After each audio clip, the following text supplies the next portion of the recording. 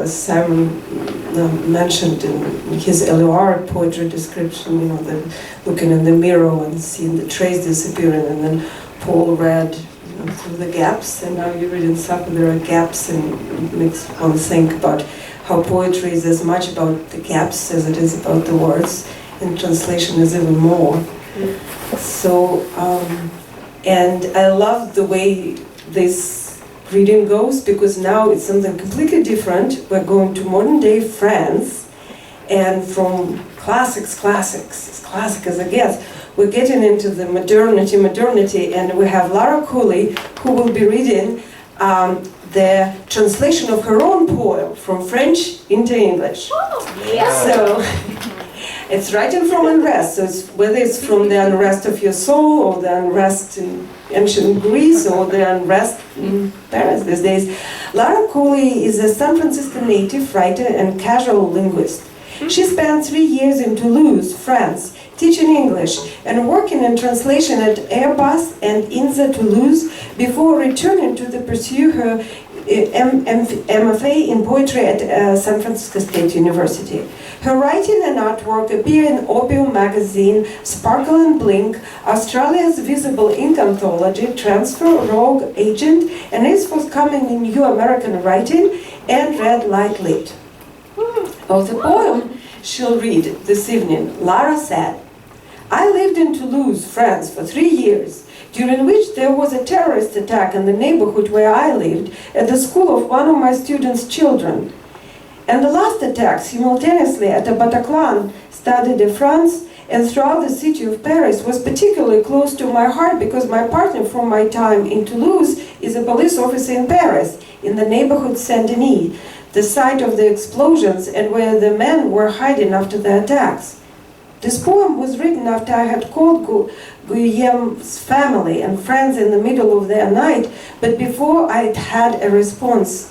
I didn't know it yet, but I'd also had friends at the concert.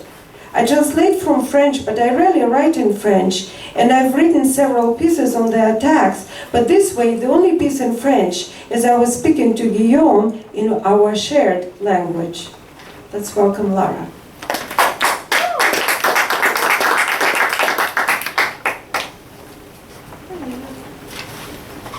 I promise not to cry this time when I read it.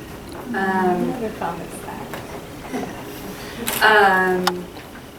I am going to read that poem in I'm going to read in French, and I know that one of you speaks very good French, and so now I'm more nervous about my accent. But then, if there is time, I was also possibly going to read another poem or two from Paul's translation class too. I will read two. I will read mine first, and then we'll go to Janine Bowes. All right, so this one is called St Denis for Guillaume. Aujourd'hui, à haute voix, j'ai lu le poème à Marie, le poème qui dit que tu pourrais mourir et je ne le saurai jamais. Après, j'ai entendu des morts, des hommes qui ont déchiré ta ville, qui sont allés après toi, qui ont tiré des tessons de métal dans des os, qui voulaient renverser du sang des corps comme le tien. Dans le quartier où tu fais ta ronde, dans le quartier où j'ai dit « mais je me sens bien ici, n'importe ce qu'ils disent ». Et j'ai cherché les photos en ligne pour juste une étincelle de toi. Je me sentais ridicule en regardant les fesses des hommes bien blindés, en pensant que je pourrais t'identifier par même ça, que je te connais tellement bien, chaque centimètre de toi, le mouvement de ta marche, la ligne de tes cheveux, que je connais même comment le tissu te touche, comment tu le veux près. Tu veux qu'il se sente comme la peau, tu veux qu'il te tienne entier. So in English. Today I read the poem aloud to Marie, the one that says you could die and I would never know. And then I heard about the deaths, about the men who ripped open your city, who went after you, who lit metal fuses into bone, who wanted to spill blood from bodies like yours in the neighborhood you patrol, in the one where I said, but I feel safe here no matter what they say. And I searched the photos online for a glimpse of you, feeling ridiculous for looking at the asses of heavily armored men, for thinking I could identify you by even that I know you that well, every inch of you, the sway of your stride, the line of your hair, that I even know the way cloth touches you, how you want it close, you want it to feel like skin, how you want it to hold you together.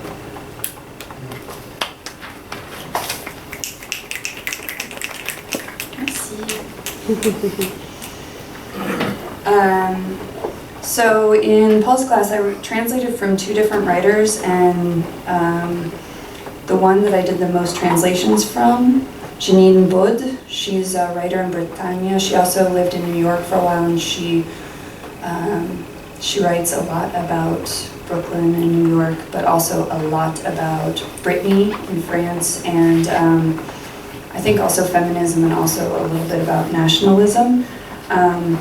I'm going to read one of the poems. Do you prefer just English, or do you want French first? English. Just English? Okay.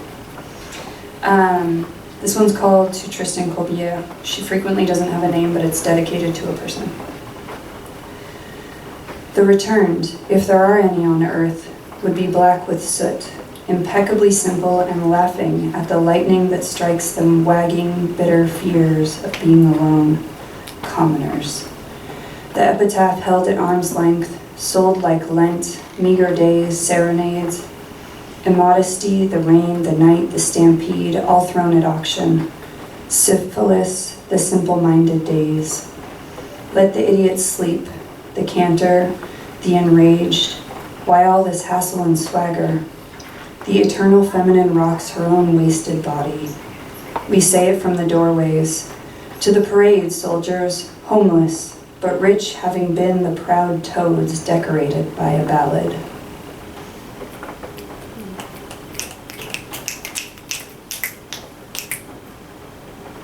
And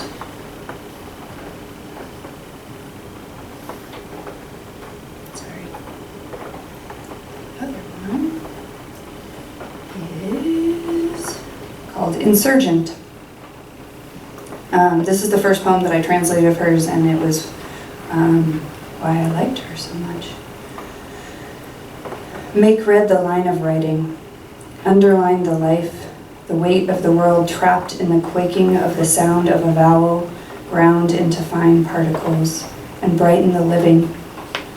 Your fear asleep, your sword dressed in beauty, awaken thirst under the clay, roll the mud song deaf and slow, knead his buried dream, the length of his wound tilled.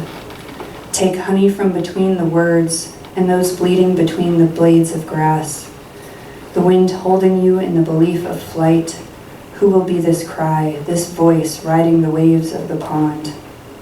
And you carry the blood and meaning beyond the shores, circling the smoky twilight light in their blush furrows, the blade of the plow raising the fields, the breath carved by the path of words, the heat of saliva striking salt, and you speak, you write on the sea in ruins.